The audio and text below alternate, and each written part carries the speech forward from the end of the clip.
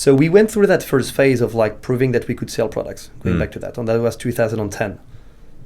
But our first deliveries of items all got lost.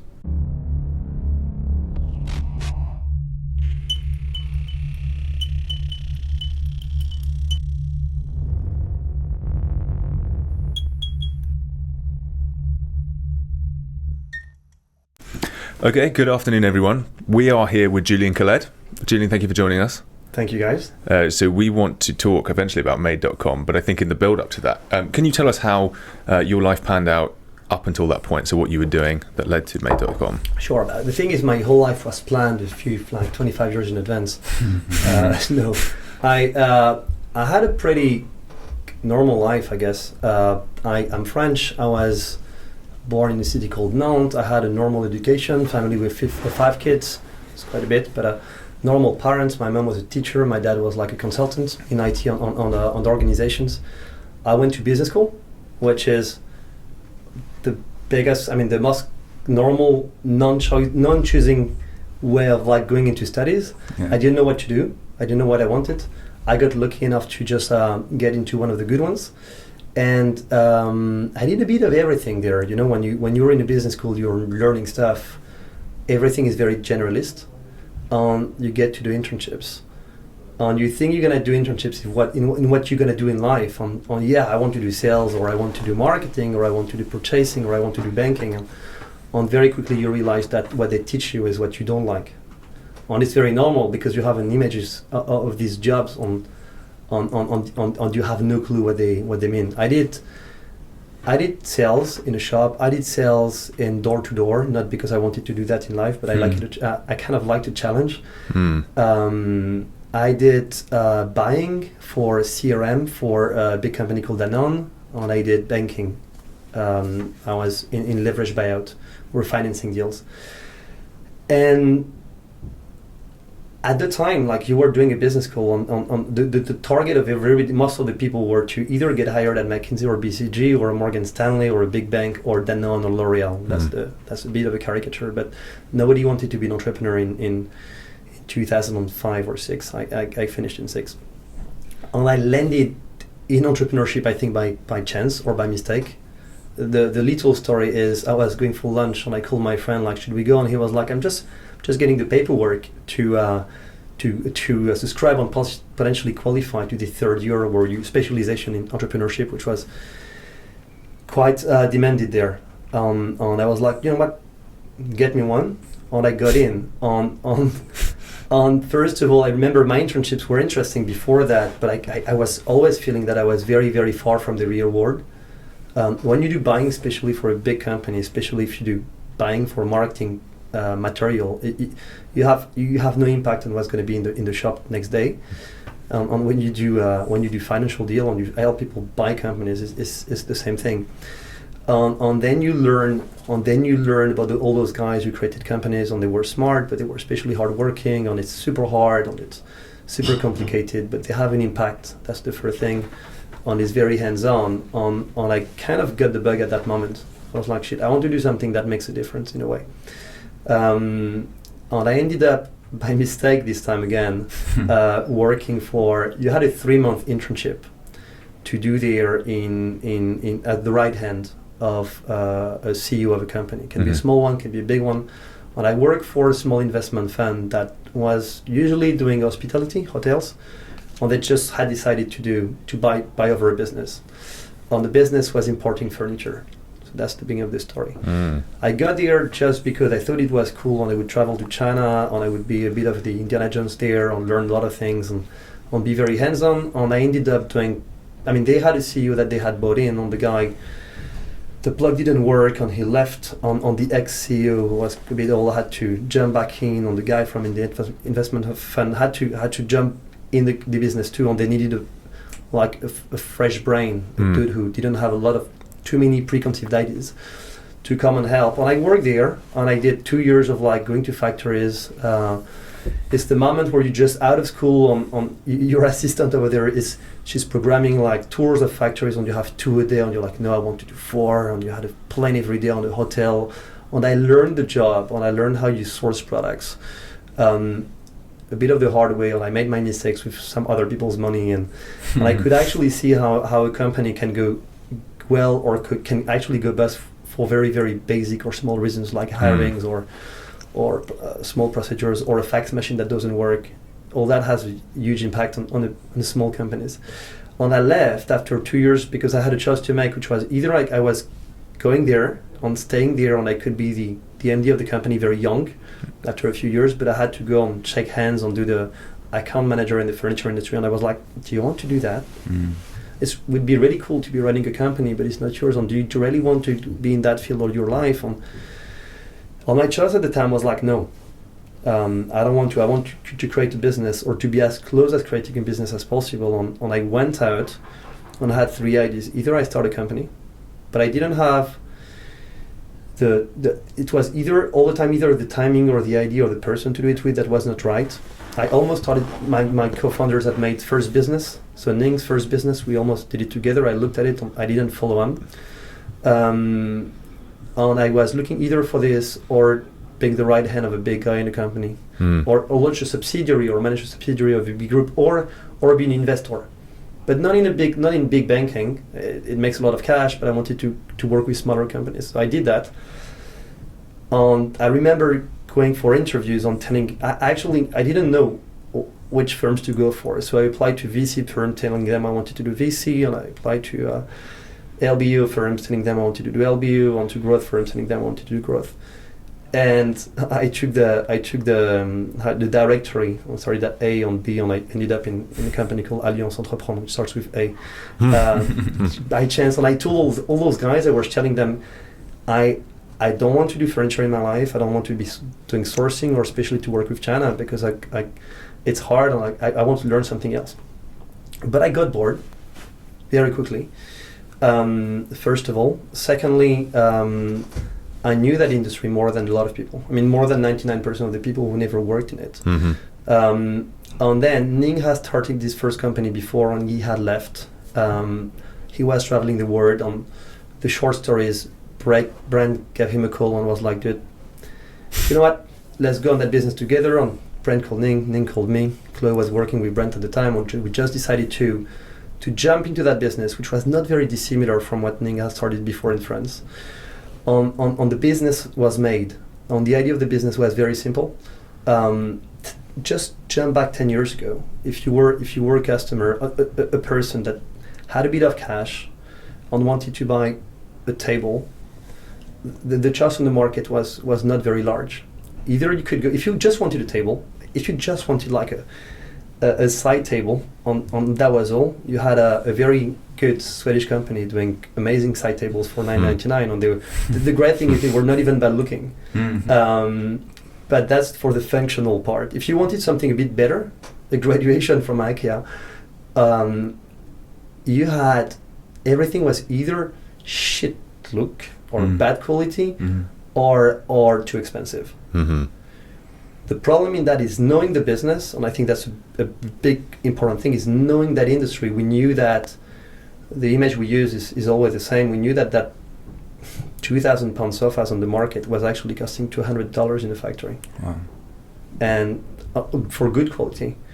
Add up transport costs, it actually costs you to 200 pounds landed in the UK, but then you sell it to wholesalers for like 400 to 500, and then they sell it to retailers for a bit more, and then it ends up to the customer for 1,000 to 2,000 pounds. The problem though was, even with those margins, the customers were not happy. Designers at the time, you had a lot of like talented people, but they didn't have access to market. And everybody in the value chain of the industry was losing cash. So for as long as I had known, and I have known now, the furniture industry, most of the players are losing cash. Even with those margins built in? Yeah, just because, I'll try to dig into that now. It's like, if you're just an importer, you're taking risk on stock, and you take a 50% margin on everything you sell before delivering it to your retailers. But the risk you take on the stock, on the development time in creating it, on all the costs associated to your business are quite high. If you're a retailer, you have a lot of risk too, and you have to, at the time you had to, I was going to say you had to run shops. But to be honest, running an e-commerce business is almost as expensive as running shops. It's just more easy to scale. So no, all those guys were losing cash. So we looked at the industry. We just re-engineered it. Yeah, in a way that we thought would work. So the very basic on I think simple and a bit naive idea of the very beginning of Made was to say, guys, we're gonna design new items. So we have two things we're selling to customers. The first thing is original products. So things which are different to what you find on the market. And it's obviously it can be contested. Of course, everything looks like each other, but if you really design it in-house, it's going to be different in a way. So different, good quality, and cheaper. And the way we do that is we said, I'm going to design my products. I'm going to work directly with factories. The problem if you want to work directly with factories, you need to bring them volumes. So I'm gonna actually focus on the very limited range of products, and I'm gonna pre-sell it. But I'm gonna buy that sofa for $200. Okay, I'm gonna get it. I'm gonna get ready to buy it, and I'm gonna put it online for $500, which is $400 plus VAT roughly, and I'm gonna be okay with that $200 margin. And the whole thing is I'm gonna pre-sell it to customers. Well, as I'm going to pre-sell it, I'm going to get cash in advance. I'm going to be able to group orders, and I'm going to have thousands. So you'll wait for one item to build a cumulative bulk purchase. Yeah. Sorry to interrupt, but what's the trade-off between saying 50 customers have now bought that item, we're going to trigger the purchase, to waiting for maybe 100 to 200 customers to now trigger the purchase of the item for extra sort of discounts? And doesn't that lead to a really long delivery window? Oh, you know everything. No, it's a very good question. So you have economies of scales in our industry if you buy a lot more. But the gap between buying in the MOQ of a factory, like going directly to the factory, the gap from like buying in bulk from wholesalers to going directly to the factory is huge. You save a lot. But then buying 50 sofas or buying 100, the difference is not that big. Right. Okay. Or buying one actually. Buying one of each. If you go to the UK factory and you say, okay, I want 30 sofas, but I want 30 different ones. Or I actually want 30 of the same ones. You're going to have factories telling you that actually the price is the same. Because the way it's designed is the way manufacturing in the UK is designed for these kind of items. It doesn't change a lot. So it changed a little bit. Yeah. And if you go to Asia, you will have economies of scale. But it's mainly that your negotiation power is better. But the bigger thing was that we said, we were like, it's going to be so cheap that thousands of people are going to buy in a week, and I'm going to feel you have two constraints when you buy from the Far East, is what you call the MOQ, which is the minimum order of quantity, minimum quantity orders from the factory per item. And the second thing is buying by full containers. You can actually import stuff like, you can split a container filled with some other people. Some people can manage it for you, but it's expensive, it's complicated, it costs a lot of money, as I said, and things break in transport because you have a bit more of handling. And the second thing is if you buy smaller quantities, your factories don't like it. They like to be placed big orders, big for size. So you buy in bulk, but to get that you need volumes. And we quickly realized that the idea might be amazing, the design might be really good, and we launched on March 21st, 2010, after having developed a website in 6 weeks. So our CTO and our creative director were really good. On our product development team developed like 2 ranges of products, in like 2 months. We had a website with 2 items. What were they? They were a pine table. I think I remember it was like 60 centimeters large and a bit long, called the Oliver table. Right. Quite neat Very design. nice. And we had a pair of 2 chairs in aluminium called the Navy chairs. And we had, that's going to be a bit more of a debate, we had a tall, naked, blonde lady lying down on the chairs at the main image. On your website? Page. Yeah, we thought it was cool. A real lady? It was really not cool. A real lady? Yeah. All right. Yeah. We thought that was like, when you think you have a very bright idea, and you're like, it's gonna get people to speak. And by the way, it's so original, which is not.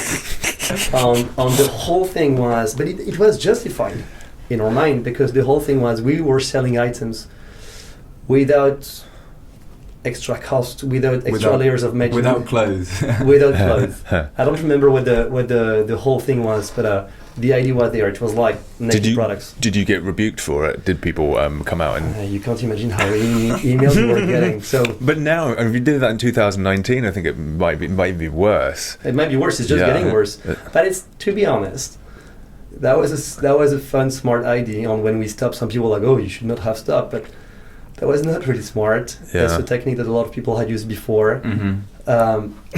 The idea actually came from, I remember in December, so we decided to launch the business together with Chloe on Ning and Brent in December 2009. So in December 2009, we were in China with Ning and Chloe having a drink in the evening. And we're like, shit, we actually need to show the size of the items on the website. So what should we have? On the one, came up with the idea of having a dead stuffed animals. That would be like quite cool and original and quirky. And then somebody said, yeah, dead animals, and why not naked ladies? And that was a joke. And then we stopped. We're like, we thought that was cool. We stopped pretty quickly because, we got emails of people just like harassing us. But the main problem was you can't really run ads on Google with naked people on it. Plus, I can't even tell you how complicated it is to find real models who would accept Really? to pose naked. Oh, I'd do it. Yeah. Have you got given shares in made.com as your initial fee? I was not allowed in the photography room, so Chloe was running it. So we started that and we Wait, launched, sorry, so your female co-founder spearheaded that initiative? Well, he wasn't allowed to be in the room when the photos. No, but I just wondered, she was running the photo shoots. Yeah, it wasn't her idea. That was a collective decision. She agreed to it. Was it collective responsibility? Was it bad PR created any good PR? Was there any positive outcome? At that time you're like, any PR is good, and you think it's actually good in any way. You make a lot of stupid mistakes. I remember it was the election time in 2010 on our fourth range of items was armchairs. The Union Jack flag made in the UK on Brexit armchairs. We were Wednesday evening and we were running the newsletter on Thursday and it was 6 p.m. and we just brought Win, our creative director, in the room. Like, Win, we had an amazing idea. We have that. You're gonna find that picture of like 3 naked people, and we're gonna retouch the head, and these are gonna be the candidates. And that's going to be our newsletter with the armchair. And we think it's a good idea. Who were the candidates then? In 2010, was it Miliband and Cameron? Yeah, nice. Yeah. But first of all, nobody talked about it. Yeah. So that was a bit of a fail. So that was not that bad. You make mistakes. You make pure mistakes. And what was the question? Well, the initial thing was the run of the website and how you started to get initial orders by having a limited range. How did you get the sort of the volume to order from the suppliers from these initial small batches? So let's go back to it. We ran that first batch of orders. I mean, of items on the website. So March 21st, 2010, we opened it. Yeah. We had an amazing team of investors. We had Brent. Brent was our co-founder or non-exec co-founder. We had his fund co-founders, affiliated to him.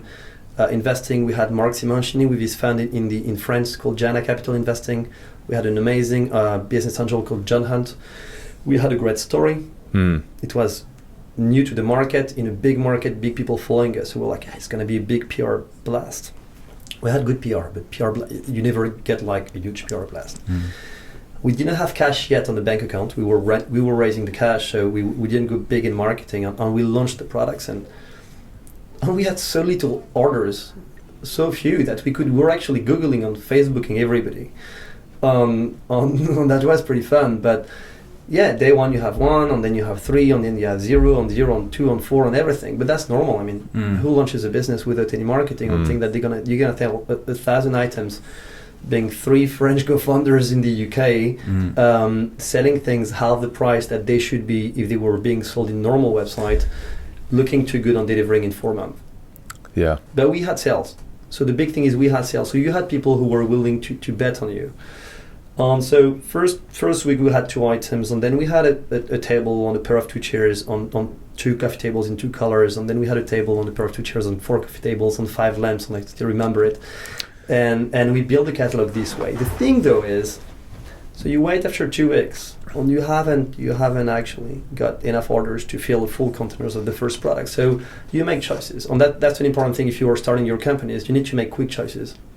Wait, so would you be licensed to have certain products with the manufacturer? You could put them on the website. If they didn't hit the sales volume, you could just not deliver on that, and then you just switch to a product which has hit the volume and then get that ordered. Legally speaking, you can do whatever you want. I mean, I don't know whether you can do whatever you want, but you find a way of doing it. So I guess we could have refunded customers. Yeah. But then it's a commercial decision. Yeah. What do you want to do? So I think if you want to deliver those orders, you have 2 choices. The first one is you buy in smaller quantities, and you go back to your factory and you say, okay, I want 10, and I want 5, and I'm gonna do a split of a container with someone. Or you have another way of doing it, and that's where you make decisions, and they are quick ones, and they sometimes are good, sometimes are bad. You just need to switch. And I think we've been pretty okay at taking more good decisions than bad decisions, on taking them quickly. And we just decided to say, okay, we sold, I don't remember the numbers, but 10 on 20, we're going to buy 30 on 100. Now we're going to sell those before they hit the UK. You know what? The only thing is going to be less risk of being late to the manufacturing is not okay. On some people will be happier, and that's one of the rules in retail, is under promise on over deliver on your promise. So we did 2 things. We kept building the catalog week after week, from a website with 2 items to a website with now 10,000. I mean, a bit less, but we developed more than 10,000. And we switched a bit the model to something that was a bit more customer friendly, where they could actually get items much quicker with a bit of pre-ordering, on a bit of negotiating better lead times or working better with our suppliers. So that was the beginning. We were very excited, launching the UK. So the first big thing is, I think you have a lot of challenges when you build a business, and they come in phases. The first one is to build your offer. The second one was to show that we could actually have people buying. I mean, honestly, it's too good to be true. So we actually had customers buying. The third moment of truth is, will you be able to deliver on your promise? So it's super key. When you're in a business like that, it's very complicated. It's very risky. You're on very long lead times. Things can go wrong. It can go wrong because of your manufacturers. It can go wrong because of shipping. Usually not. It can usually go wrong because of deliveries.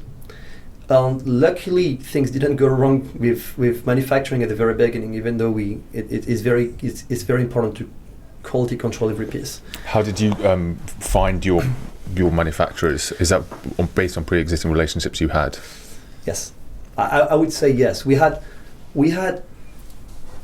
one big strength in the business, is we knew our business. So Chloe knew a lot of designers. She knew how to design products. I take shortcuts, but mainly I was not. If you asked me what I would have released with my taste, it would have been pretty bad looking, or very commercial. And Ning and myself had worked in the business like that before. I mean, Ning had a similar one. I had worked in the furniture industry before, so we knew how this was done, and we knew the risk. So I knew that you do not go to Alibaba and place an order from those dudes straight away, or you do not go to a fair, which is better, and place an order straight away. You need to audit the factory, you need to check that they are good, you need to know who their customers are. There are a lot of regulations, and we knew that. And then we had another strength, is we had a network of people we could work with. So some suppliers, even if we didn't reuse most of those, and we had people we had worked with before, and that's a big pro. So we on the topic of the suppliers, though, it's a big one. If you do products, is there is something which is really weird in this planet, is it is impossible to know. It's very complicated. There is no directory of suppliers. I'm saying that on purpose, because there is one that was built to be it, which is Alibaba. But if you go to Alibaba, the quality of the things is not of what you find is not amazing. You have to do your due diligence. So it's impossible. It's very hard to know who is buying where and what's the best factory there to do these kind of products. So it's a very weird world in furniture, where you think at the beginning that most of the value in what you are selling is going to be in finding the right supplier that the other guy don't have. At the end of the day, it's more in the design, in the process, in your whole engineering process. So we found factories bit by bit. What was your trade-off of steering new product design versus, sticking with a factory you knew was good and saying they can build these items, therefore our next item should be something they can build, versus going and seeking a new supplier or a new factory for an item that you wanted to build but took more risk on a new manufacturer? This is a very good question. You do both in parallel. Tandem. Yeah, parallel is a very tough word to say with a French accent. Too many else. So you do both together. So you try to develop new items with your factories, and it has two positives. The first one is just what you said: is the factory, they do a good job. And the second one is you group your orders together in the same containers. So it's very good for supply chain. But then, even if you are dealing with upholstery, which is one of the easiest items to manufacture, by opposition to a chair or to a lamp, where you have like norms on tech. I think we have now we have a network of roughly 10 factories to do sofas, because not all of them can do everything. And you can take one of your sofas that you make in the UK, and you if you get much bigger quantities, you want to get it remade maybe in China or somewhere else. So if you pay the right price, you get the same quality. And the factory can't make it just because they can do some shapes and they can't do the other ones. So you do a bit of both. And did that ever come back to bite you, and you took a decision on a factory where you regretted it? And what were the challenges of? We made a lot of mistakes, especially in factory. Identifying the suppliers you want to work with, because that's what they tell you they can do. There is whether you're big enough to be a priority for the factory. There is those who raise the prices. There is change in management, so you make a lot of mistakes. The great thing though is the bigger you grow, the more you've been in business with the same factories. So I'd guess that it's a very rough number on this. It's not the right one, I guess, but with every factory, if you enroll 2 new factories, there is one which is still going to be with you in 2 years, and the other one is going to be not with you anymore. There are rules to enroll factories if you want to go quicker, which is stop trying to look for the cheaper one. Honestly, stop trying to use. Not in Made, but in my previous business, I wanted cheaper products, because my first business where I was hired, we were very low end. So I was trying to find the cheapest factory in the planet, because $1 made a difference. So I ended up in crappy places in the countryside, like nowhere, where I was visiting a factory and I just realized it was a house with people making stuff in the garden. Because of course I was going for price, but if you were looking for much better quality, you could get very good quality. On the shortcut for that is go to factories that are already working with bigger company than you. On the other thing you get there is you're going to do your audit of the factory anyway. You can only rely on the other ones, but running your quality audit on ethics, on workforce, on social, on environment things, and is much quicker if you work with a factory that is working with John Lewis, on Habitat, on Hills, on Conrad, because these guys have big standards, and you're a small company, so take shortcuts. So that's how we did it. And when did you know that? So we've talked a bit about the very early stages. Yeah. When did you know that you were onto something and the traction really started to pick up and the metrics, and you were like, was there a moment you were like, wow, this is going to work? No. I mean, I guess you started. I know. I have an answer to this one, but that's it's actually giving credit to the right people. I think the day I knew it was okay was a few years ago only, because we had the right team. We had the right teams, and we were growing, and finally growing without being too much at risk. I'll tell you why. I think people in the press and customers know much quicker than you, or they think much quicker than you, that you're the biggest success on the planet, which you're not. Yeah. When you're an entrepreneur and you're running your company, and I was running operations, so everything that was going wrong was my fault. Every day you have shit happening, and I remember being like, I arrived in London, we launched the company. 2 years later, I'm like at the hairdresser in Notting Hill Gate, And that lady is cutting my hair, and she's like, "What do you do in life?" And I'm like, "I work for a design company." And she's like, "Oh, I just found this new brand, and it's amazing called Made. Apparently they do so well." And you're like, "Fuck." Actually, she doesn't know we're struggling. She doesn't know that actually we're finally growing very, very fast in growth. But that means that operationally speaking, it's very hard to handle. And so we went through that first phase of like proving that we could sell products, going back to that, and that was 2010. But our first deliveries of items all got lost. So I was in the warehouse. I'm responsible for this. We said we wouldn't swear, but that was... Yeah, I was in the warehouse printing labels for the first batch of 50 armchairs made in the UK that we were delivering to customers.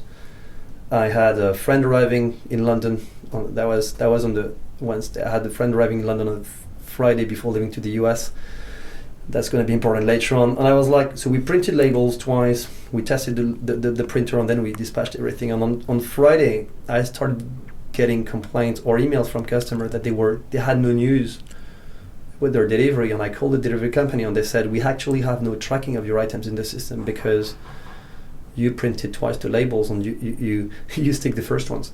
And the first ones don't work anymore."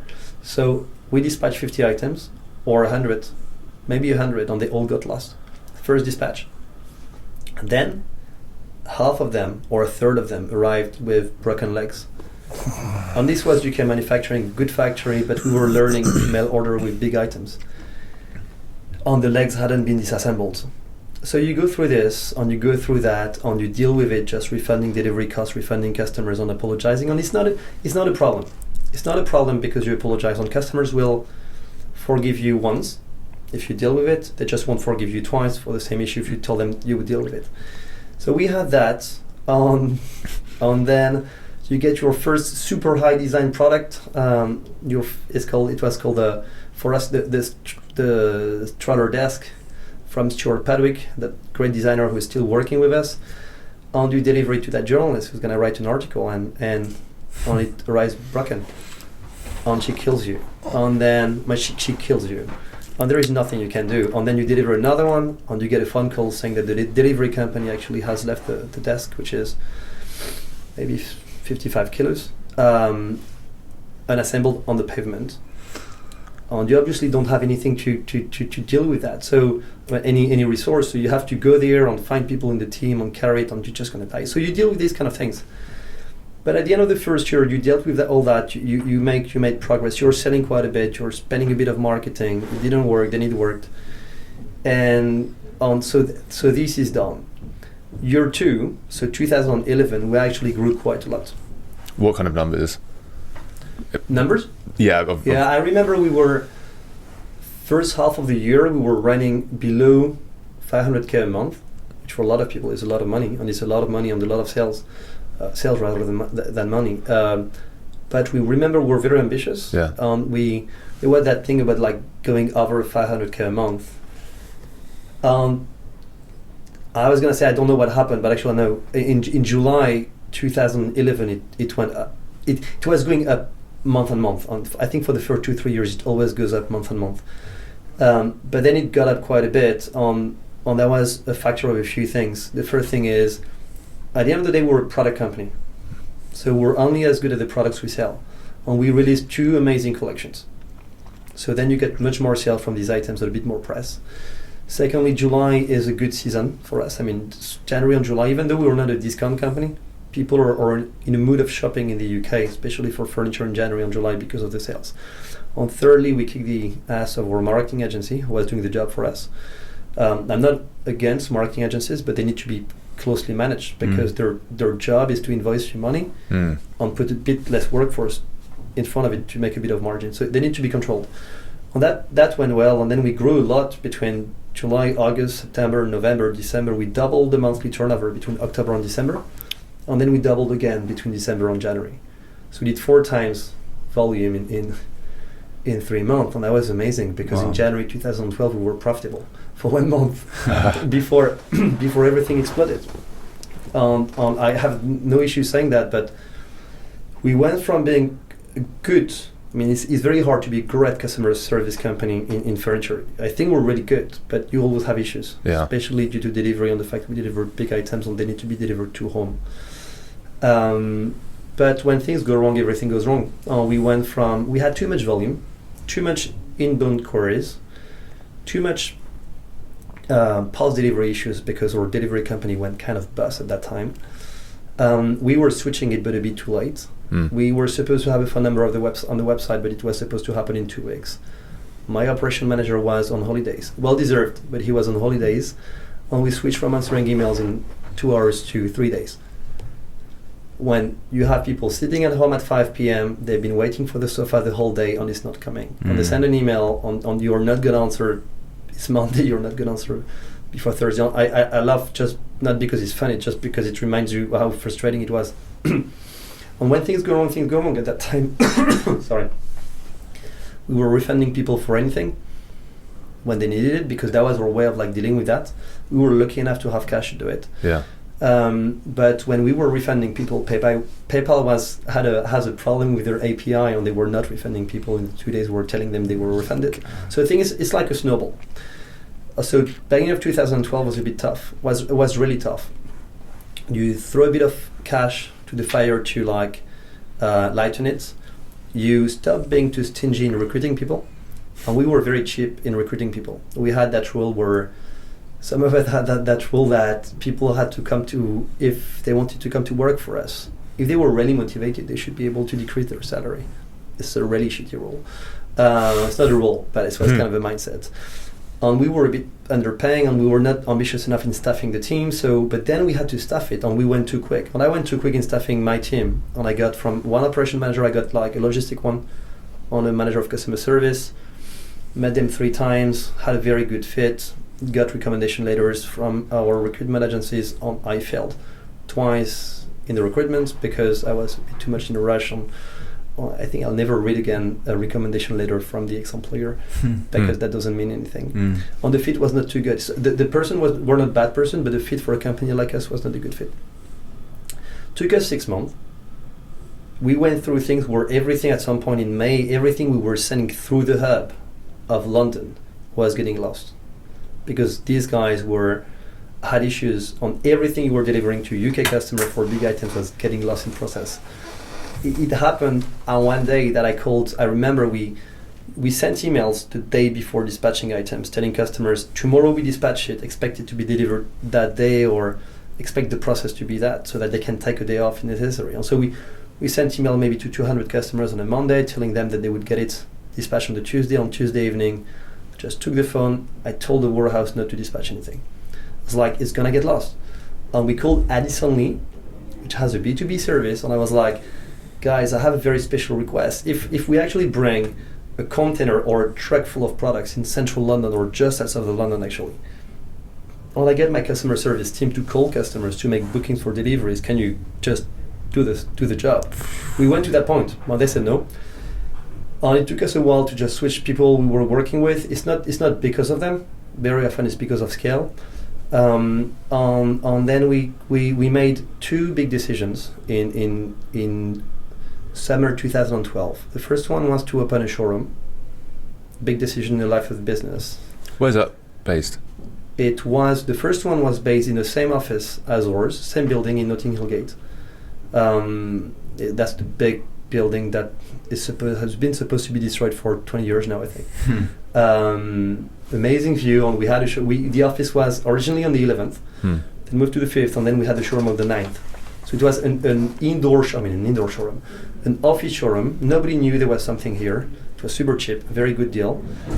But the thing for us was that to open a showroom was a decision that was pretty tough to make, because the whole claim of the business, part of the claim was we have no shops, because it's cheaper to sell online, which is not really true, because online marketing is very complicated. And yes, having shops is a fixed cost. The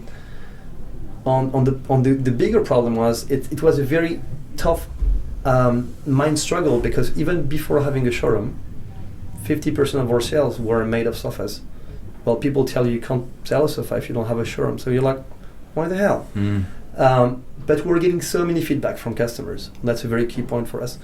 A lot of people were asking us for it. So we we took a bet.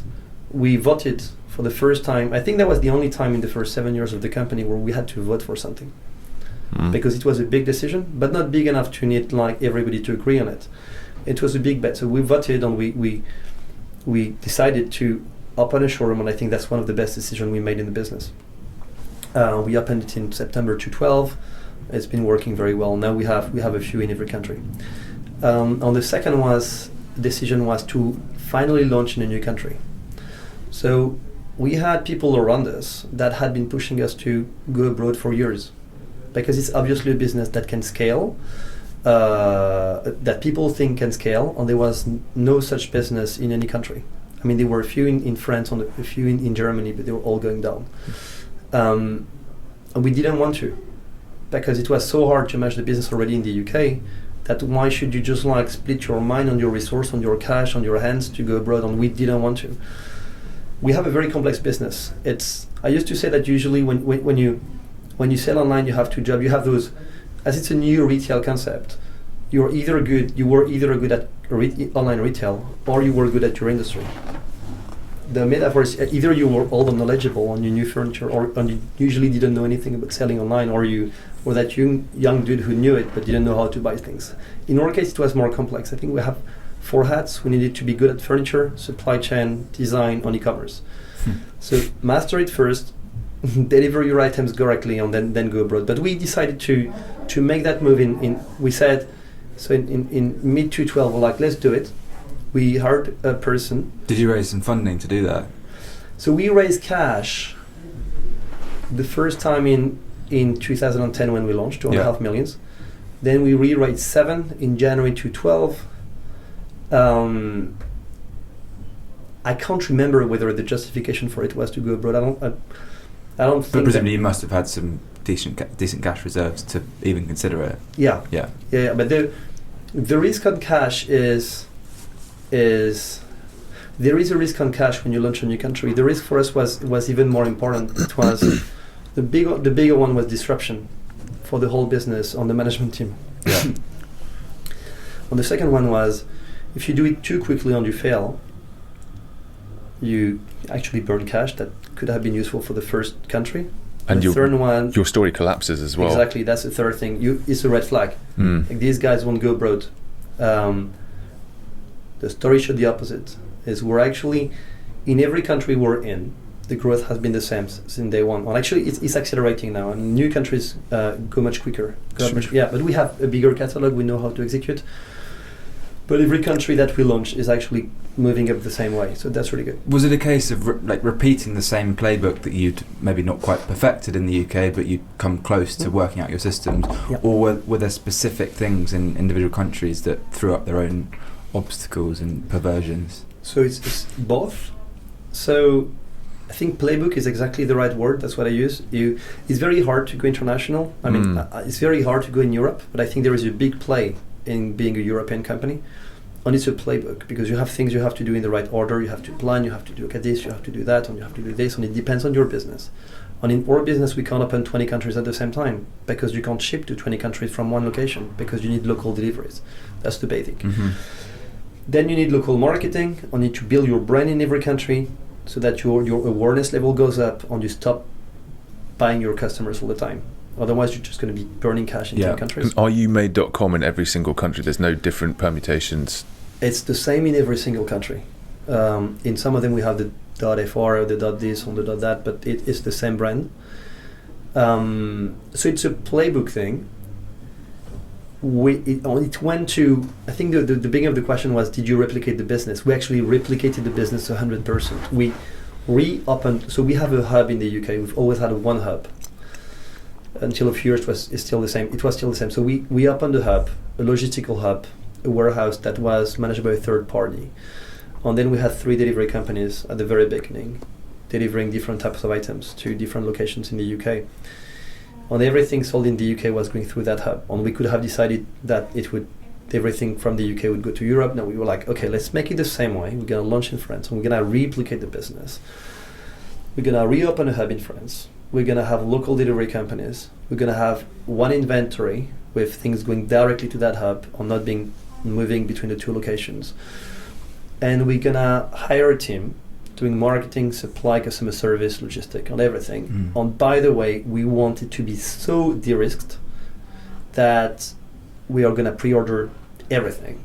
I think we launched in France, everything was sitting already in the warehouse so that there would be no delay, no risk of anything. And I think we must have been a bit really into making sure that this wasn't going wrong, because even at the time in the UK, we're delivering 97% of the items in advance, but we wanted France to be even less risky. So we just replicated the business. And then when we opened new countries, we had the same playbook, with the exception that we have one central warehouse for the whole of mainland Europe. Right. It's better for inventory management on cash. It's not as good for in terms of P&L, because you have to trunk everything to the local countries. But is there a place where you could keep warehousing that's the most tax efficient, for instance, to have, or property prices are low for a big warehousing space? So you don't have a big play on tax, and I don't even think we looked at that. The play you can have is on VAT, and you can have some bonded warehouse where you pay the import VAT later on when you sell the items. Okay. We didn't deploy that way. Cost of labor, yes, but there is, we were a French business selling a UK business selling in France, you need to be a French warehouse. The day you have your all across Europe, you might think of going in like cheaper country, but then the cost of trunking between your central location and the local country is very high, so that might overpass the fact that might be more important than the fact that you might be saving a bit on the salaries. And did being a French founding team help you get into France in any different way than it would just a UK entrepreneur going there? Because we see a lot of companies we raise money for starting in the UK, and obviously I think one of the first expansion points on their mind is either Ireland or it is France, and it's quite a difficult choice. But I don't know if there's any local benefit of just simply being able to... Yeah, you know the market. So, there are a few. So before going to France, we were pushed to look at things like the US, India, China, Brazil, which were obviously too complicated for us. We're still not out of Europe at the moment, and there is a lot of growth to go for in Europe first. And then when you look at Europe, when you finally decide that if you expand is going to be Europe, you look at Germany, look at Spain maybe, you look at France, Netherlands, and we were 3 French founders. It's the same time zone as the rest of Europe. Almost the same time zone, sorry. It's 2 hours by Eurostar to Paris. It's 1 hour by Eurostar to Lille. It makes a huge difference. The commuting time between your cities makes a big difference.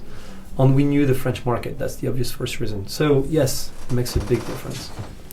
And in terms of even to speaking the local language to manufacturers and we don't have manufacturers in France, but you speak in local language to French delivery companies. On French people might be nice people. And I love my country. We don't speak that good English, and it's still the case. And it's quite hard when you have English team members speaking to a French service provider, and I'm like sitting. I see that not at many anymore, but like I'm sitting like that.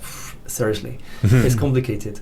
No, but the big thing was being able to know your market, know your customers. Actually get your friends and family to get involved into buying. You might be a big company already, a big-ish company already. It always starts with the very close network. On the other thing was being able to be there. Being able to be physically in the country or in the city makes a big difference. It's quite intangible, but to do PR, to do events, it makes a big difference. You had your reservations about Germany, didn't you? Just because culturally apparently they're big into returning items, or just... I had a lot of reservations. We had a lot of reservations about Germany. So we launched in France, and then we obviously looked at Germany. And we were very scared of German people.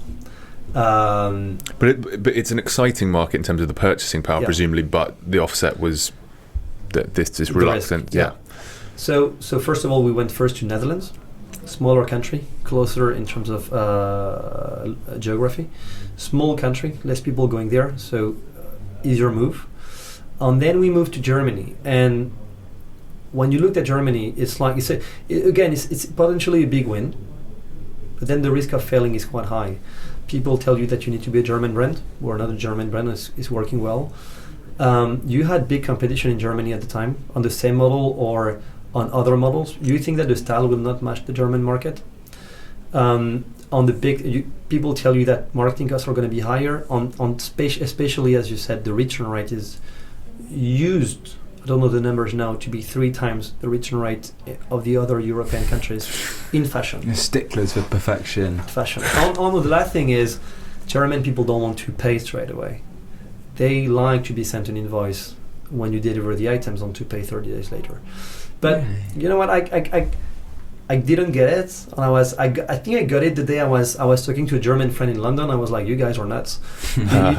you want seriously? You want to be able to return everything, and you don't want to pay straight away on how do we do business?" And she was like, "You didn't get it. We don't buy online. We order online. So I like those shoes. So I'm ordering 5 pairs of shoes, and I get them home, and I choose the one I want, and I buy it, Right. and I pay it, and then I return the rest." History showed that we're actually working very well in Germany. Under your premise and your model, not Yes. some kind of hybridized. Conversion rate is really good. Marketing costs are not too high. I guess that part of it is linked to the fact that our style is different from the German style, which actually gets us less competition. I have no clue whether that's the reason, but you need to try and understand why, and that's one of my bets. On the return rate is exactly the same as in most of the other countries in Europe, because I guess you don't order 3 sofas to choose the one you want when it gets home. Yes. And what about in Italy? Because they have some quite sort of outmoded payment Methodologies. methods, yeah. So we also opened in Italy just after France. 7 months or 8 months after France, and it didn't work too well. I guess you have 2 reasons to that. One is the Italian market is a very tough market to sell online. You could also add that it might be a very tough market to crack in terms of furniture, because they are quite big there and they have manufacturing. And I don't know whether that impacted it too much, because the feedback you get is it's normal that in Italy your conversion rate might be 3 times lower than the rest of all of your markets in a lot of industries, because in Italy at the time people were not used to buy online or pay by debit card, by cards. They like to be paying by cash. What's that? Yeah. So that was making it hard to convert with a decent performance. We also made a mistake on that, is that we when we did our homework, and that's why I say it's a playbook, we replicated the Italian business, we looked at the logistics, we looked at the deliveries, and we just thought, without thinking too much, that payment methods would be the same in Italy as in France and the UK, because France and the UK are roughly the same.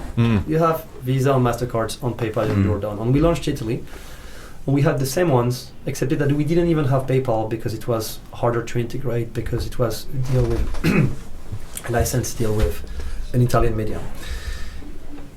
And the day we implemented PayPal, on the day we also authorized people to pay by bank transfer very manually, which means that if they chose the bank transfer option, they would actually get a confirmation email telling them that they had 3 days to wire the cash manually from their bank account to ours, and we would be checking everything before we were unlocking the order.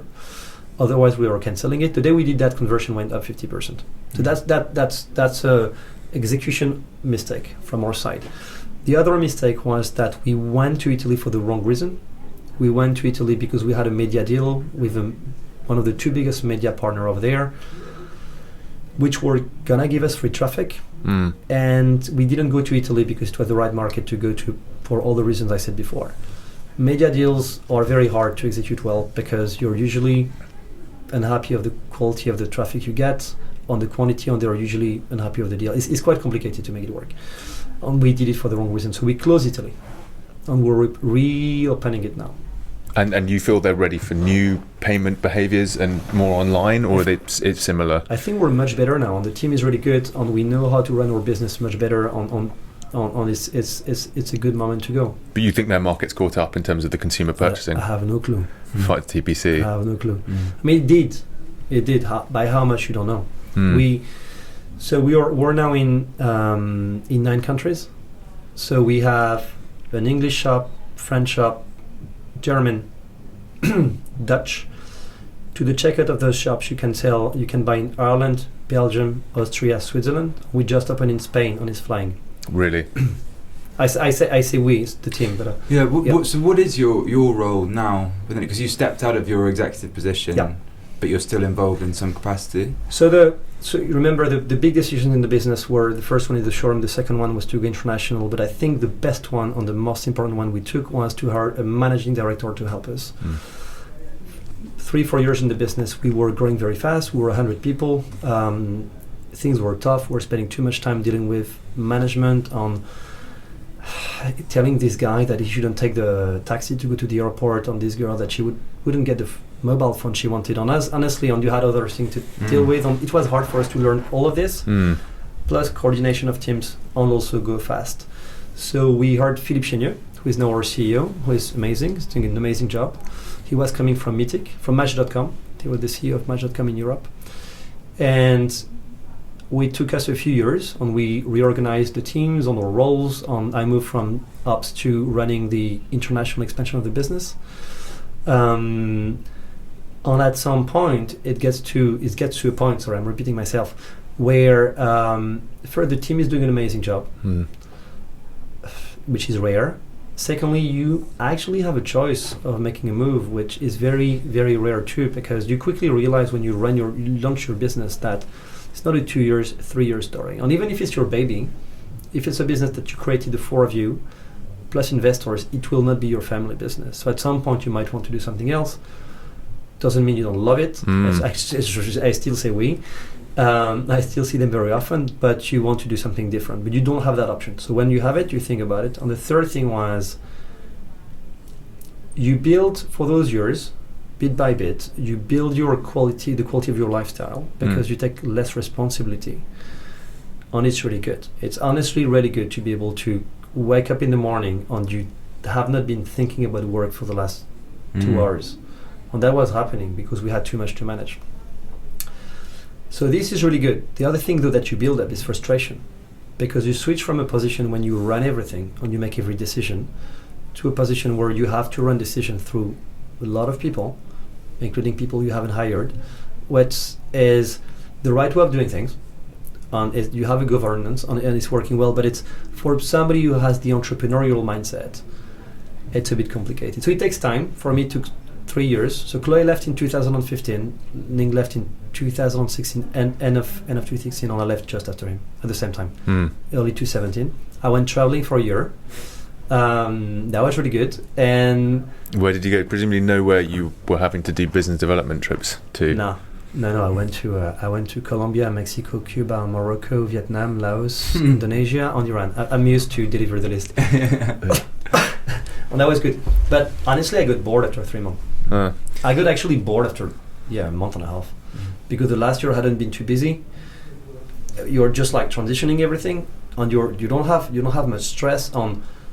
I remember being sat down in my room in Mexico City and being like, what the hell are you doing? It's very weird. I think that gets you. It was a trip I did alone. That gets you to go through that introspection moment where you are like, you think it's a good moment to be alone with yourself, but it's really tough. You're like, I'm 35. I'll be dead in 35 years. Hopefully not. I know, but you're like, you go through weird things, and you're like, I'll be useless in 15 years, which is not true. I don't need the holidays, and I'm sitting on holidays alone without sharing it with anybody, and I don't want holidays. I'm like, I'm done. I just want to do something else. History did that. Personal things made it that I kept traveling a bit, and I came back to London a year ago, and I'm doing a few things. I'm having a lot of coffees with a lot of people, and it's really interesting, especially founders, young founders of new businesses. I co-launched 2 new ventures. I'm mainly helping amazing people launch them. And that's it. And I'm helping and doing a bit of consulting for a few companies. Just to close off the Made story before we dive into that a bit, where do you see Made headed? What would you like to see? We can go in a lot of directions. So it's quite a tricky question, because the direction is quite obvious, and then it's a very personal thing. The direction is quite obvious because we're in Europe. We're in 9 countries. We're not in every country in Europe yet. So we're launching Nordic countries in April. We're relaunching Italy. We have a few more countries to go to. We're very small in every country. So even if we turn over roughly 200 million euros last year, growing 30% year on year compared to the previous year on turning profitable. We were profitable in cash last year, and we were also profitable in EBITDA this year. So that's really good. But the UK business is still 50% of the business, which is... So those figures were not including the UK figures? No, they are including the UK figures. Just makes it bigger in euros. Yeah. No, it's a round number in euros. UK business is half of the business, but it's still 100... even if... Let's make it simple. 100 million in the UK is 1% of the business, of the market. So you have a lot of room to go for. Yeah. So we're not covering every country. We're not covering every category. When we were covering new categories like accessories, decorations, home textile, which we have launched like at least 4 years ago. People don't know us yet for those. Yeah. Takes time in people's mind to see you as a destination. So I think they see us as a destination for our style of upholstery or tables or chairs, to make it simple. But a lot of people don't know that we have amazing textile, and that we have amazing accessories, and we have amazing kitchenware. So that takes time, and we could go to other categories. Then the bigger questions are, do you want to go abroad onto the US? On the other bigger question that you would usually have, and I can't really disclose what we're looking into, and what we're going to do is, do you want to keep developing your own products yourself, or do you want not to become a marketplace, but to start onboarding brands on the website? On the way we do it, and I think there was a news just today on this, is that we start collaborating with other brands to launch collections of products in categories that we don't know very well. So the first time we did bicycles, in 2011, it actually worked very well, and it was really bad because the quality of them was complicated, and we're not bike makers, even though that was our flying SKU. And we redid it, but then we just decided that the best way of doing it was to collaborate with somebody else who knew it on the so brand. You could do like Made.com and Rafa make a new sort of Tour de France 2019. Yeah, I think the collection that went live today is a backpack and accessories collection. Sometimes you go much faster in expanding your range through getting other brands in, but you need to manage a few things. You need to have a decent margin. You need the value to still be the same for your customers, and you really need to manage the branding on the customer experience. So I can't tell you what the decision will be, but all these kind of things are flying around. But then we could decide other things. I mean, direction for the business could be to do B2B, could be to launch new brands, could be to launch services. And as a founder who's for the most part stepped out of the business, are you holding out for an exit, or do you want to see it grow within the sort of the framework that you set up for it and set in its way? So I think it's two questions in one. Because the exit can be, you can exit. I could sell my shares on the company, would still go as Made.com. Yeah. Or then you have the question, or is it purchased by somebody else or not? Obviously, I'd love the brand to remain Made, for the company to fly by itself. I think we can do 20, 50 times the turnover we're doing now. We are the only European furniture business with an online core element that is working across Europe. I mean, you have a few other brands that are well known across Europe, but they are, I think, not as strong, not as fast growing, or they haven't mastered the online plus offline element. So there is a lot of room to go for. And then you have the personal question of, do you want to exit your cash in the company or your shares? I can't answer for everybody, because it's usually depending on what you want to do with it, on what your life decisions. Yeah. But I cannot see any better place for you to invest your money. For your investment to be than in a company that's growing by 30-ish% a year. Yeah. So it's really good. Is there a hope of Made.com kind of integrating technology, and do you see any future in home shopping meets AR and stuff like this? Because I know that I guess IKEA have done stuff like that. So is that part of the Made.com roadmap you see? I have no clue. I think you would ask Brent, who you know pretty well. He would have a very different view on that because he's very into tech. And at the very beginning, he even wanted us to go for VR and AR. And I don't know the answer. Is that what My Deco was sort of trying to do, but like just waiting? My Deco had, I think, one of the 3 angles of My Deco was they had a room builder. One of the issue I think was that the tech at the moment for that was not ready yet. Yeah. I don't know whether the tech is ready yet. I don't know whether people want to spend an hour building their room just to see how it looks like. And I don't know whether it's big enough for you to make it. My view on that is, and I'm sometimes right and often wrong, is that unless you have not a proof but a real feeling that customers want it, and that's just not just you like doing that, but like getting feedback. Don't develop complex tech things that are not solving a customer issue. Well, the purchase behavior is already there, so you don't need to encourage them to purchase if they're already growing at 30%. See, my view on innovation is very simple. Is innovation is not the end. It shouldn't be the end. Innovation is a way. Real innovation in brands and retail is using a technology that has been developed already, untested, to improve the customer experience, to fulfill your customers better. And if you look at all those companies out there, there is a big difference between a tech innovation on a service innovation. So Uber is not a tech innovation. Uber use tech on very well to build an amazing customer experience for customers. Spotify is not a tech innovation. It's a service innovation using tech. Shazam is a tech innovation. I think it took them 15 years to get sold, even though it's amazing. Yeah. So I really believe in innovation through technologies that have been developed, on using them the right way to deliver a better customer experience. In a way, Made was innovative in its business model thanks to the use of e-commerce. But we were not innovative because we're an e-commerce company. But e-commerce helped us do one thing.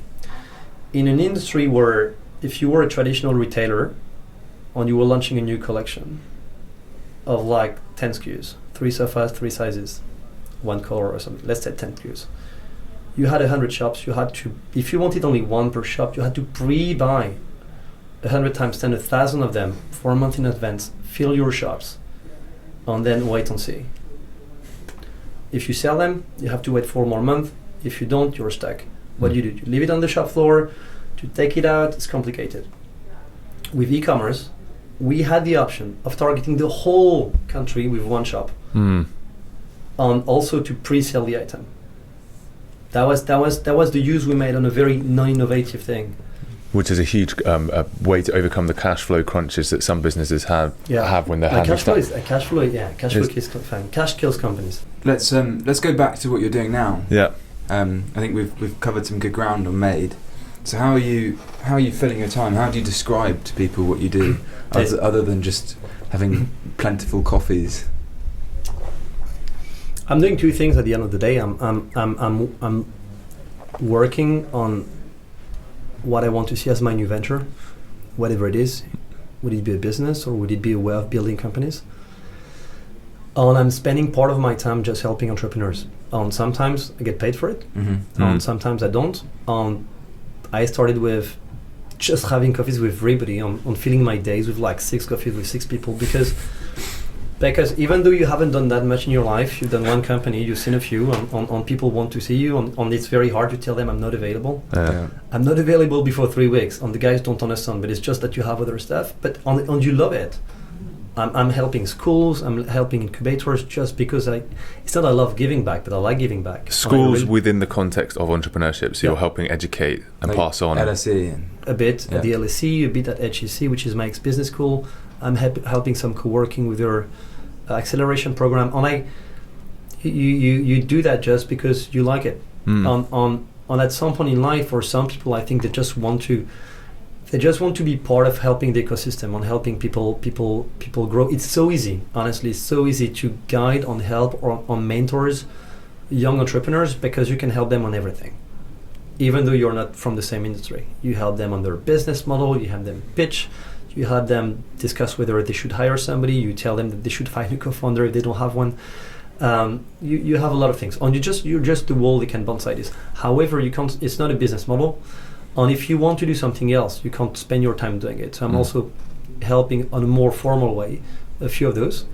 And I'm working on something else. And I'm especially working, while I'm looking at the new big idea, I'm helping two companies. I mean, I'm partnering two companies. One of them is, they're a bit of a merger of two. I created, when I came back from my travels, a network of entrepreneurs on the basis that when you're a business that's scaling, I think the best business case is a business that's scaling because you have a bit of cash. You need help. Honestly, we needed tons of help. And we had a great thing with us. It's not a thing, it's a person. And that was Brent. Because when we needed help, we had somebody who had a network of people who could help us.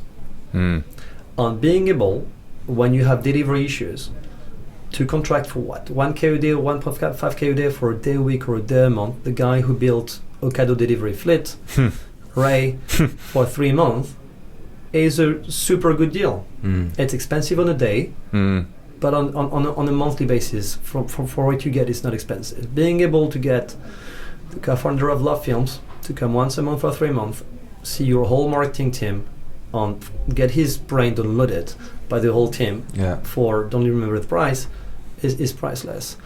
We had furniture experts, we had ex-GM of German businesses come to help us launch Germany, and that was invaluable. And I was like, you have a lot of entrepreneurs who made cash, have a bit of time, don't want to work full-time, or very happy to come and help you on a daily basis there. They don't want a full-time job, and they don't want a 1-year contract.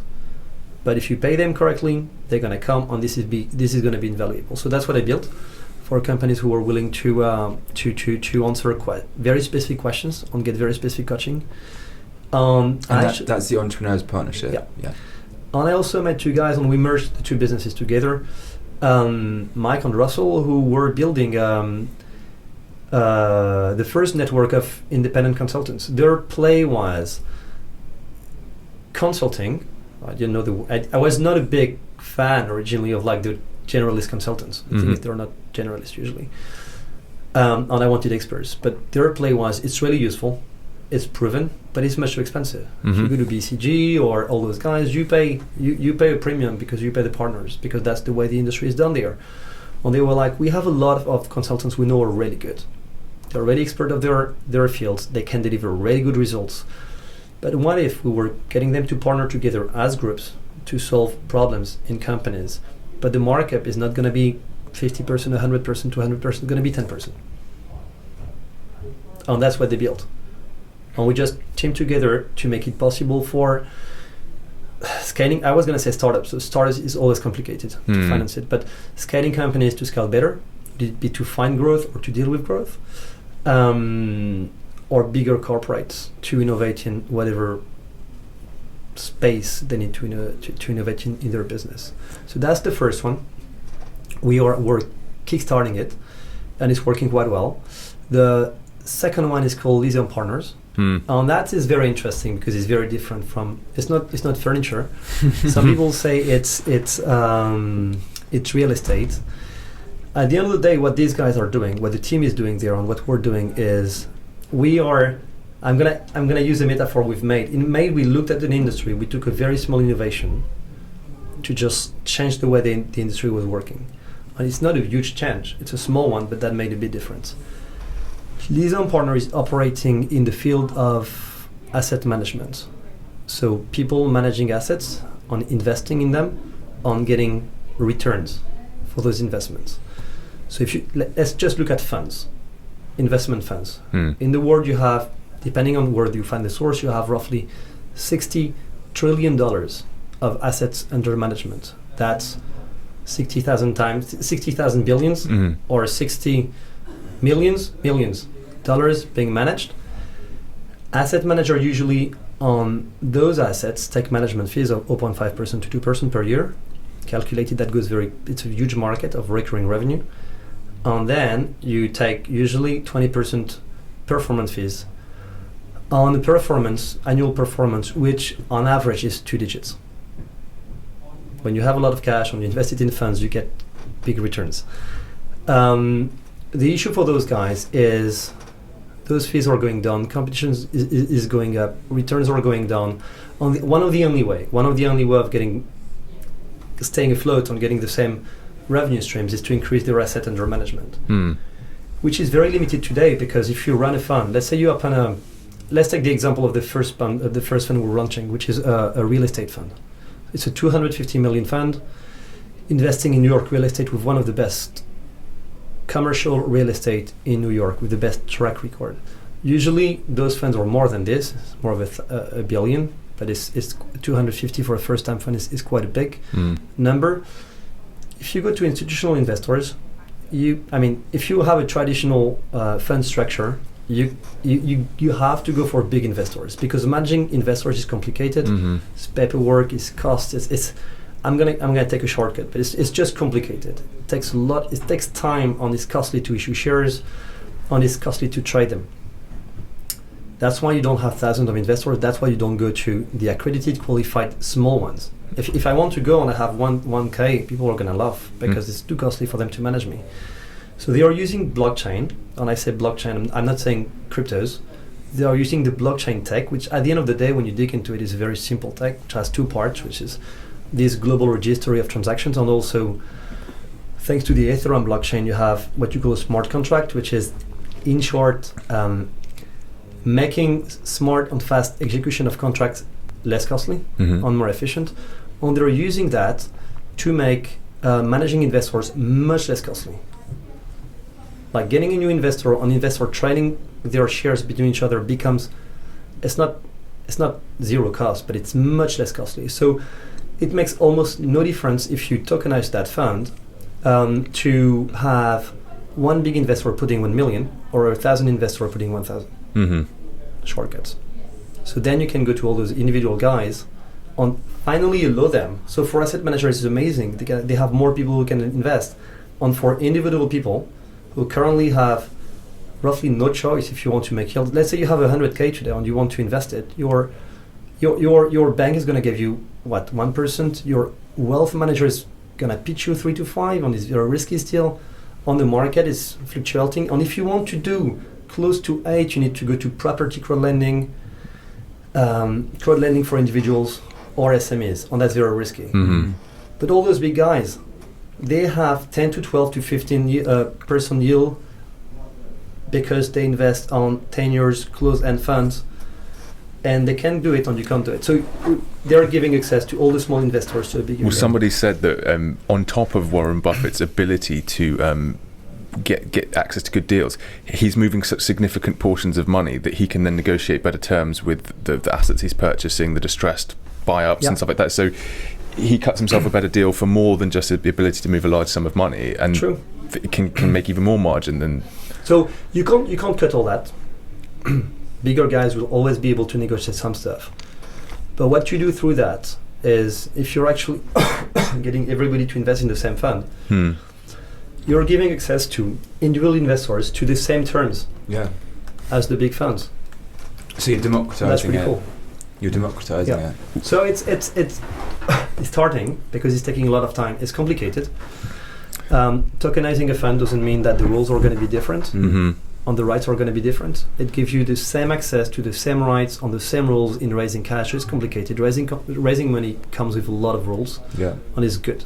It's the form, the tech into it is complicated, but then the whole administrative part takes time. So when's it launching? We are still in the process of finalizing legal. Takes a bit of time. They have really good feedback from investors, especially the big guys. But it usually takes a lot of time. You know, when you raise your first fund, you have people who go on the road for like 2-3 years. The target is to do it within a few months, but we'll see. Do you anticipate a communication hurdle to overcome because it's on the blockchain? Like, even though that's a key part of the proposition, it's like, it's still a relatively new technology. So what's interesting? So I started looking at it a year and a half ago. You know, when it was the big hype thing going into cryptos. What you quickly see in that world, you have a lot of people who made a lot of money with either too easily either a very dodgy way. Mm-hmm. Okay, so crypto in blockchain, but that's not blockchain. You have obviously things that have not been done the correct way just because it was less regulated. Mm. So it's been very interesting for me approaching those worlds where you actually go to marketing agencies who would help you market your product to people to raise money, and the guys are invoicing you. They were trying to invoice us 4 times the normal fee of a marketing management agency just because why? Just because they were dealing with people who didn't know how to do marketing, and because there was so much cash that it was so easy that. So I didn't like it. The good thing though is if you do it with professional people, and the team is made partly of people who know blockchain or tech. It's not made of crypto experts. It's made of finance people who know how to raise funds and manage funds. And we have like 2 people who did fundraising and run funds. We have people who run real estate investment with best performance out there. We have quants and people who know how to code. And when you talk to them, you're like, these guys have seen all the people in the industry, and most of the time they would tell you that this is crap and this is crap, and these guys have no clue what they are doing, because it's a bit of a. Well, and presumably, on some level, you need people with the connections to get hold of the assets to be purchased under the, with the investors' pool of money, which is also important to have the high level relationships. But actually, when you talk to feedback was that when you talk to institutional investors, these guys have access to 2 things. The first thing we sell is they have access to potential liquidity on their asset. If they want to get tokenized shares or digital shares, they will have more liquidity because they will be able to trade those shares on the market before those 5 years lockup period and everything. They don't really care. Actually, they mainly go to that fund because the investment manager and the portfolio manager we've contracted with is a guy called Michael Chitret with an amazing track record in the US and in New York. The liquidity is mostly attractive. On the liquidity on the ability to invest from lower tickets is mainly attractive to smaller investors. And do you have any concerns? I guess with this particular example of the blockchain, it's not so scalable that you have worries about the robustness and scalability of the technology. Because I know some of the criticisms of blockchain has been that it can't carry out enough transactions for like really, really complicated systems. So is this an example where there is a perfect size of ecosystem that the blockchain can exist in and deliver on those transactions? We're not creating Bitcoin, huh? So it won't be as complicated. It's fully transparent. The risk of losing your cash because the whole thing collapses is minimal, if non-existent, because we have the registry. I mean, the thing you have to go through if you want to run a real security token offering or fundraise, for securities, is big. You have to pass KYC on AML, and at any time you need to have full documentation on who is holding the token, or are the people authorized to do that, because you can't sell it to people who are not qualified to invest. So it's much less risky. So clearly, there is an exciting future with a kind of blockchain-enabled technology. With your view on having had all these coffees and meetings with people in the startup ecosystem, what is exciting you above and beyond this that you're seeing other people doing that you may not be directly involved in, but is catching your attention? So there are a few industries I'm looking at too. Okay, some of them because they are product related, on that's what I've been doing. Some of them just because I think they're very exciting. And I'm working with the team I'm working with on all of those. We're actually looking for people to help us. So if you know if anybody here is a great founder or wants to start a company or launch a company and is really interested in those fields, happy to have a chat. And they are mainly food and beverage, education has nothing to do with this. There is a clothing project which is quite interesting. SME financing, on recruitment, on HR tech. So I think we might not have the time to dig into all of those, but I think these are, for different reasons, industries where we reach a point where tech and services have been enough developed to create new businesses that are gonna just like improve massively the customer experience. Education is something I'm really into. I think sorry for the word, but I think it's fucked. Yeah, I think that's one of the biggest issues we have today. It costs too much money, it's not well done, it hasn't been digitized yet. I mean, it hasn't been revolutionized yet because there is no cash, and because the governments were supposed to be dealing with it don't have the cash to do it, and it shouldn't cost 400,000. I mean, what did I read last time? It was like the FT article, it said raising a kid in London from 4 to 18 years old can cost you between 250k and 450k in school fees. Who has 450k of net salary post everything for one kid? So it doesn't make any sense. So that's education. I think HR and recruitment is still not well done, and there is a huge thing to do, and we have a few ideas on that. How is that? So I'm working with a tech company at the moment, or hybrid. The problem is some people try and move to the tech recruitment solution, very self-serve, and it always seems that somebody has to step back in to try and smooth the process over, because when it comes to self-serve, it goes to what LinkedIn has become, and people don't reply. And then if it's too hands-on, you just think, well, you've got your hand in my pocket. Where do you think the alignment on that is? So I think I might be a bit different to a lot of people who think that they are going to digitize 100% something which is very manual, and that's the only way to scale. I think being able to have people to step in is not a bad thing. I think that in some cases, tech is going to help you scale, or it's going to help you recruit more people that are going to deliver a better service. But yes, you might need to scale your workforce, you might need to scale your procedures. I mean, there are only so many few good ideas that only tech related and can make $1 billion companies. In most of the case, you'll need to have people to scale it. For instance, take the last one, potentially the most important of the areas I'm looking into, which is mental health. One of my dream would have that everybody would have access to a coach that's professional, and one of my dream would be that everybody has access to a therapist. But I think it's good. I think the good thing is now is become people are a bit more outspoken about it. The problem is cash, and the fact that it's complicated. And if you go to a therapist and she tells you, it's £100, see you next week, who can do that? Actually, I invested a small ticket in a company called Spiel. Amazing teams, amazing founders, on the team in general. The guys are passionate about it, and they are doing things the right way. One of the challenge for them when they pitch investors is what they do is actually they give you access to a therapist for a cheap price on a monthly basis, text-based for the moment, which has a lot of qualities. And people would tell them the problem is if you want to scale, you need to scale the quantity of quality therapists in the process. That means that you can have 1,000 tomorrow, but is it a bad thing? You might end up with 100 therapists dealing with like 1,000 to 2,000 clients. It's really good and it's feasible, but it's no.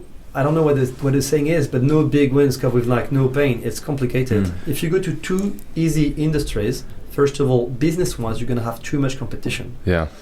And by the way, solving big issues doesn't come easily. Well, sounds like those therapists might need a bit of therapy by the end of that. but you're right, because you're creating your own demand for supply that you can then potentially serve, which is even better, because the conversation we're having is that not everybody's universally comfortable or has acknowledged the need for therapy to optimize them.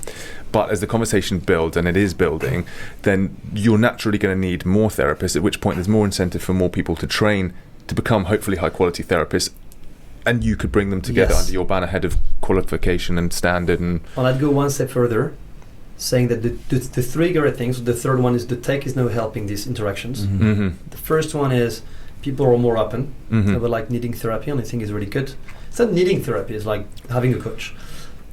On the third one is it's not even that we need more people; it's a lot more people today want to become a therapist or a coach.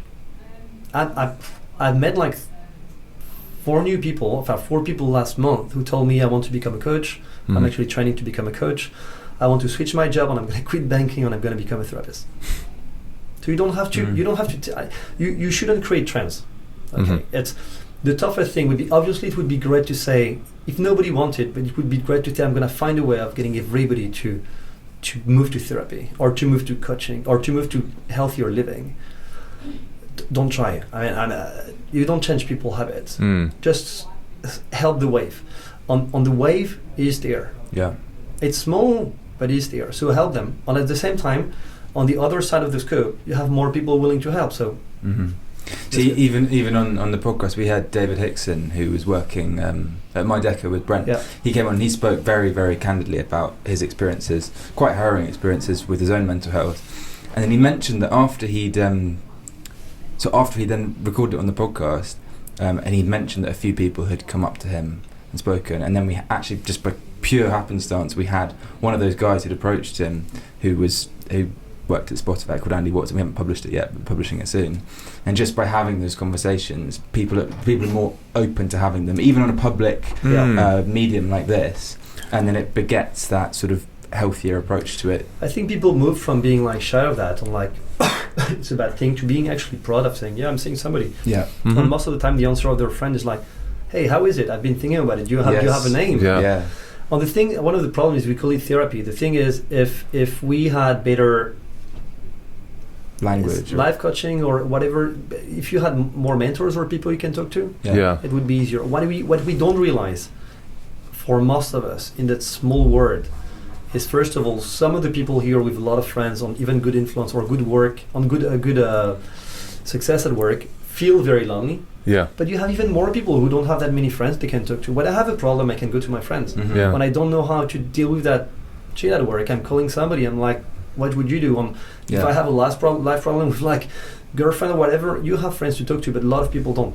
Yeah. And we are steadily deconstructing that a little bit by a little bit. You know, the more people globalize, the more people spend time with technology. I think we are taking away from those systems that historically would lend support to your issues. So I think we're further kind of calcifying the problem that you've just identified.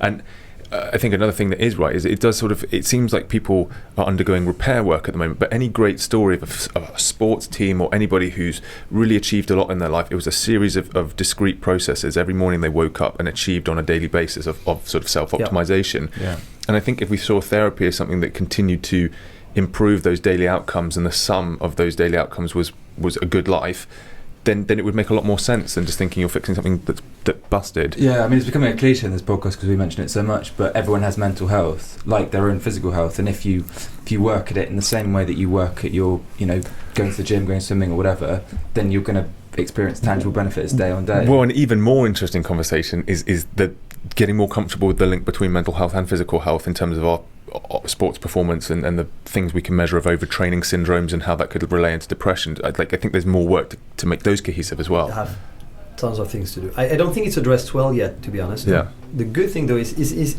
like in a lot of those new industries, nobody cared. And now you have a mental health tech fundraisers, and then nobody cared about education, and then you have ed tech, and it's a big thing. Ed tech seems really hard to get going though. We've seen a lot of people try and tackle it, and the feedback we get from investors is this is a really nice example of how we can improve education for 4 to 6 year olds, but then they just feel overwhelmed by the size and the scope and the scale of what you're trying to achieve, and then annoyed by the bureaucracy of the education systems that they bump into. Yeah, I've got two things here.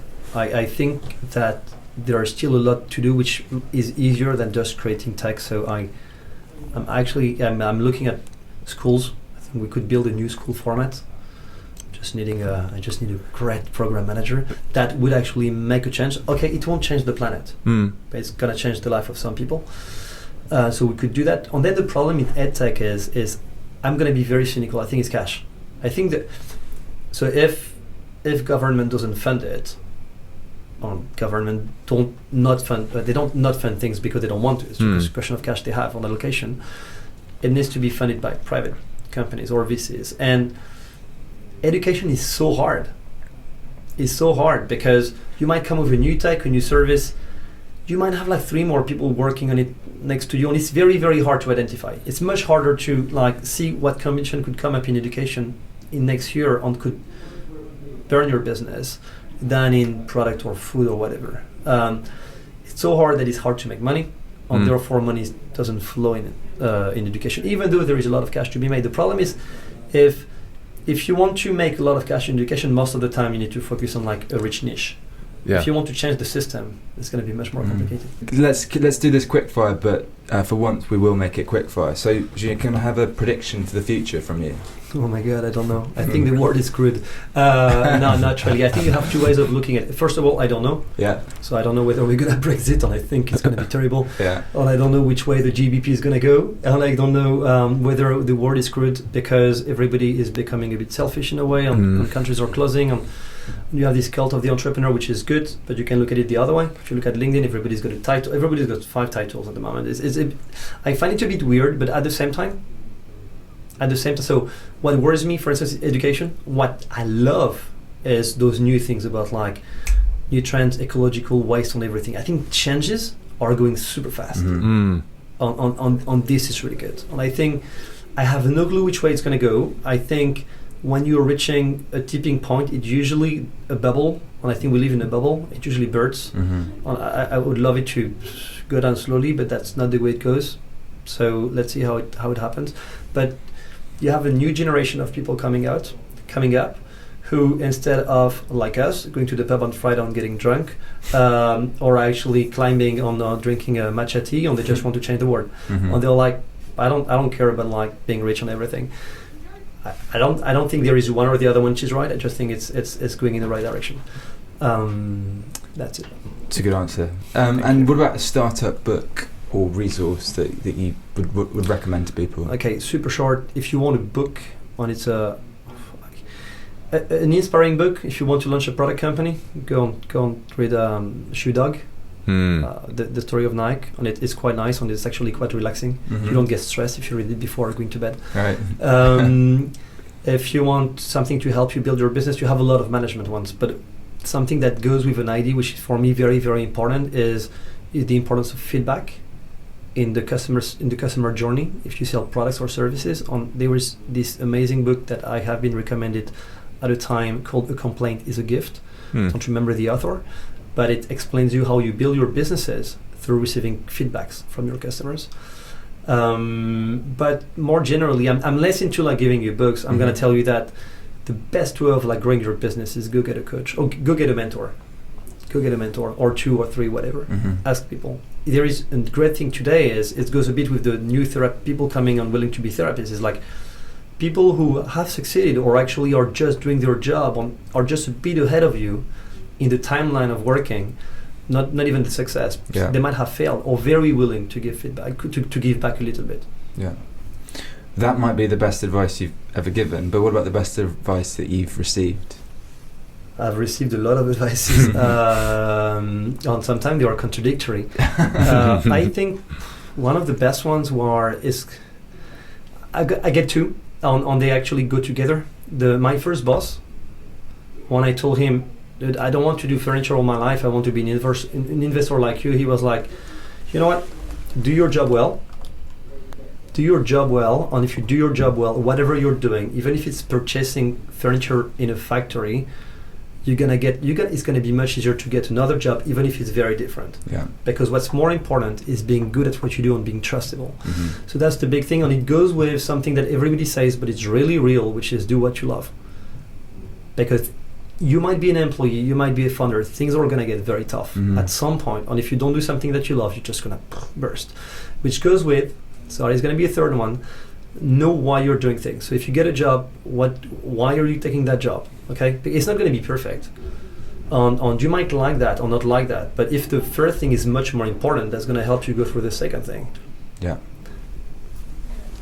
And last but not least, we like to ask anybody listening to the podcast if they could do anything to help you on your future. What would that be, and what would that look like? Oh, I don't know. Give me feedback if you think what I'm doing is shit or good. No. What can I ask people to help me on? If you have questions, and if you have things you want to go through, and if you just want feedback, or if you want, you have a challenge in your business, just like send me something. It can be an email. My email is still julien@mail.com, JULIEN. It can be a LinkedIn or whatever. I might answer. I might not. If I don't, just shoot another one. It's just because a lot of people have a lot of emails. I can either help or direct you to somebody who can help. And I like it. It's just a question of time. The second thing is, if you have anybody out there who's really keen in one of the industries we've been discussing, I'm very happy to have a chat. Awesome. Brilliant. Thank you so much for coming on. Yeah, thanks for your time. And I feel like we were just getting into a lot of interesting stuff that we've had to cut short. So we will follow what you're doing with interest and perhaps have you on again in the future. Thank you, guys. Thank you for coming on.